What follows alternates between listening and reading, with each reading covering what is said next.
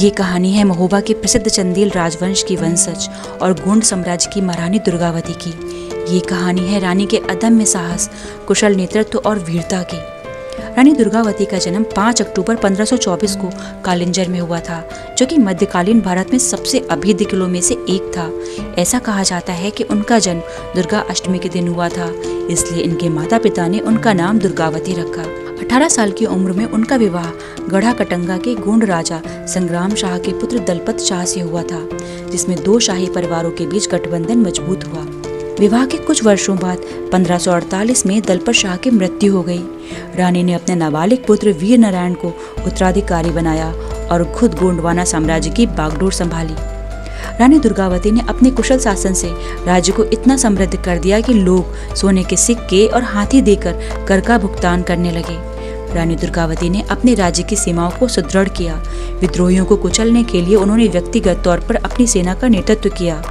एक समकालीन फारसी स्रोत तारीखे फरिश्ता के अनुसार 1556 से 1560 के बीच मालवा के सुल्तान बाज बहादुर ने रानी दुर्गावती पर हमला किया, लेकिन रानी ने अपने कुशल नेतृत्व से इस हमले को बुरी तरह से विफल कर दिया। उसी समय अकबर अपने राज्य के विस्तार की तैयारी में लगा था। 1562 में अकबर ने बाज बहादुर को पराजित किया और मालवा को मुगल साम्राज्य का हिस्सा बनाया और रानी दुर्गावती के दरवाजे पर दस्तक देने लगा। उसी समय कारा मानिकपुर के मुगल सूबेदार आसफ खान ने रानी से मित्रता की और व्यापारिक संबंध बहाल किए। इस दौरान आसफ खान ने जासूसों के माध्यम से रानी की सेना और खजाने की जानकारी एकत्र कर ली। कुछ समय बाद ही आसफ खान ने गोंडवाना पर आक्रमण कर दिया। इस युद्ध के लिए रानी पहले से तैयार थी। जबलपुर के नजदीक दोनों सेनाओं में भीषण युद्ध हुआ। इस युद्ध में मुगलों के पांव उखड़ गए और उनकी सेना युद्ध छोड़कर भाग गई। इस हार से अकबर तिलमिला गया और 1564 में एक विशाल सेना को तोपखानों के साथ गोंडवाना की तरफ रवाना कर दिया। इस बार मुगल सेना ने अपनी सारी शक्ति इस युद्ध में झोंक दी। रानी अपने पसंदीदा हाथी सरमन पर सवार होकर युद्धभूमि पर उतरी। उस दिन रानी ने युद्धभूमि में एक विकराल रूप धारण कर रखा था। कई किंवदंतियों के अनुसार रानी मुगल सेना को ऐसे काट रही थी मानो सच में माँ दुर्गा रानी दुर्गावती के रूप में लड़ रही हों।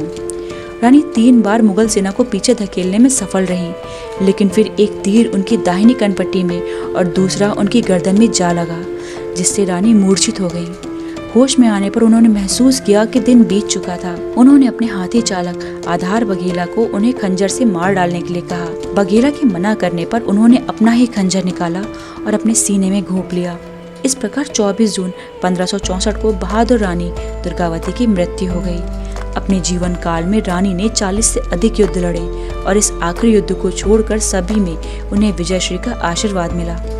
जहाँ पर रानी की मृत्यु हुई उसी जगह एक स्मारक बनाया गया और हर साल 24 जून को उस जगह पर एक समारोह आयोजित किया जाता है, जिसे रानी के सम्मान में बलिदान दिवस कहा जाता है। रानी के साथ हुई मुगल मुठभेड़ को अबुल फजल और अन्य फारसी लेखकों द्वारा प्रलेखित किया गया। अबुल फजल ने दुर्गावती के बारे में यह लिखा कि वे सुंदरता, अनुग्रह, मर्दाना साहस और बहादुरी की एक मिसाल थी। तो अगर आपको मेरा वीडियो अच्छा लगा हो तो प्लीज़ मेरे चैनल को सब्सक्राइब करना ना भूलें। Thank you.